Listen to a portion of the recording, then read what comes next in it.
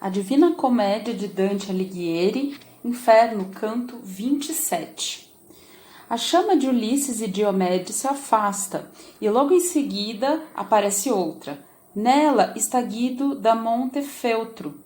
Ele pede notícias da Romanha, terra onde nasceu. Dante relata a situação política das cidades da região. Em seguida, Guido conta aos poetas por que está ali. Depois de abandonar uma vida de pecados, torna-se franciscano. Logo depois é estimulado pelo Papa Bonifácio VIII a virar seu conselheiro.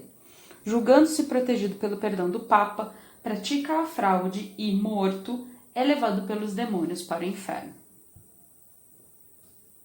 O alto da chama então ficara imóvel, aquietara-se, e de nós se afastara com a permissão do doce poeta. Foi quando apareceu uma outra, que vinha por trás, e que nos fez voltar os olhos para o seu topo, de onde saiu um som confuso. Como o touro siciliano que mugiu pela primeira vez com o pranto de seu criador, o que foi justo. A chama mugia com voz agoniada, tal qual o condenado dentro do boi de bronze, pois parecia transpassada pela dor.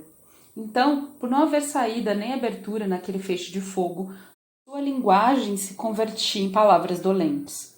Mas depois de a voz ter feito sua viagem até o topo, no bico da chama, mexendo-a como um guizo, abriu passagem até nós, que a ouvimos dizer: ó tu, a quem endereço minhas palavras e que acabaste de falar em lombardo aqueles dois, e de Fá não falar em mai não é preciso. Ele está falando em dialeto lombardo. Porque demorei-me para chegar, não deixes de falar comigo, pois a mim isso não me desagrada, ainda que vá assim todo queimado. Se tu então caíste agora neste mundo cego e vens daquela doce terra latina de onde trago as culpas que carrego comigo, diz-me se na Romanha há guerra ou paz, região em que nasci, nos montes onde está a cidade de Urbino e a val em que o Tibre nasce. Ainda estava atento e inclinado a ouvi-lo quando meu guia cutucou-me nas costas e disse: fala tu, este é italiano. Eu, que já tinha a resposta pronta, sem titubear, comecei a falar. Ó alma que vai escondida nessa chama, os tiranos de tua Romanha jamais deixaram a guerra longe de seus corações, mas por ora, quando a deixei, não havia nenhuma escaramuça por lá. Ravenna está como estava há muitos anos atrás. A águia dos Polenta nutre os seus, incluindo a Sérvia, que recobre com suas asas. Forli, terra que resistiu longamente ao ataque e fez dos franceses sanguinolenta massa, encontra-se sob as garras verdes do leão de Ordelaf. O mastim, velho, e o novo dos Verrúquio assassinaram Montanha e lá fazem um mau governo. Dilapidam os bens dos súditos e metem-lhe os dentes. As cidades de Lamona e Santerno são conduzidas pela família do brasão branco estampado pelo leão azul, que muda de aliados como o verão no inverno. E Cesena, banhada pelo rio Sálvio, assim como está entre a planície e a colina, vive entre a tirania e o estado livre. Agora peço-te que conte quem és, sem ser mais duro que os outros, se queres que o mundo lembre teu nome. Em seguida, o fogo rugiu ao modo seu, o bico da chama moveu-se daqui para lá, de lá para cá, e depois dali isso se soprou. Se eu acreditasse que minha resposta se dirigisse a alguém que retornaria ao mundo superior, esta chama não oscilaria mais, ou seja, nada diria. Mas, como jamais desse buraco escuro alguém retornou vivo, e isso tenho como certo, sem medo da infâmia te respondo. Fui homem de armas, fui depois franciscano.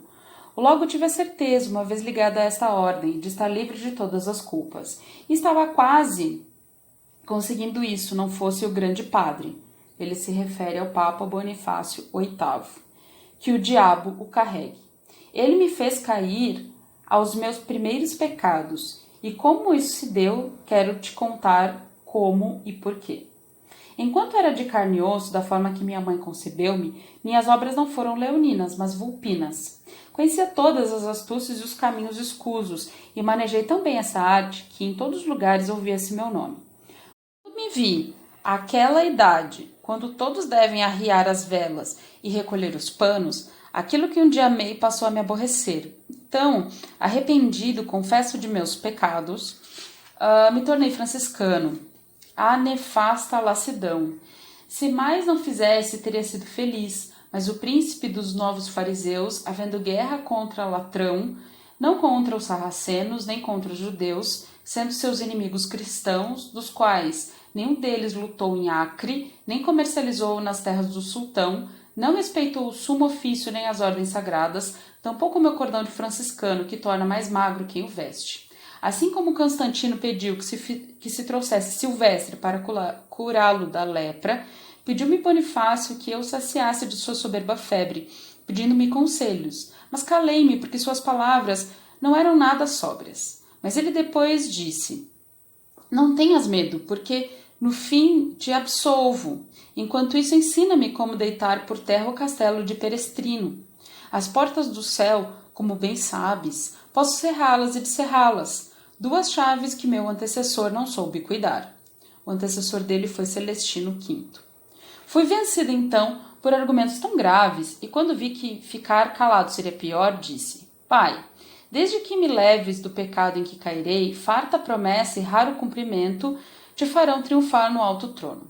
Francisco veio então socorrer-me quando morri, mas um dos anjos negros lhe disse: não o levarás, não trapaceis, ele deve vir e descer junto com meus servos, porque ele deu o conselho fraudulento, por causa do qual desde então lhe roço a crina. Tampouco podes absolver agora quem não se arrepende, nem aquele que ao mesmo tempo arrepende-se e quer, depois não se consente tal contradição. Ai de mim, como me debati quando o demônio me pegou, dizendo-me: nunca imaginaste que eu pudesse ser mestre em lógica. Levou-me até Minós, e este torceu 8 vezes a cauda em volta do duro dorso, e depois de mordê-la furiosamente disse: este é quem me furta do fogo o outro réu. Por isso, então, me vês aqui perdido, embrulhado nesse fogo. Quando acabou de dizer tudo, a chama dolorosa partiu torcendo e balançando o bico agudo. Eu e o guia fomos adiante, indo pelo escolho, até o alto do outro arco, que cobre a 9ª fossa, na qual espiam suas culpas os semeadores de discórdia.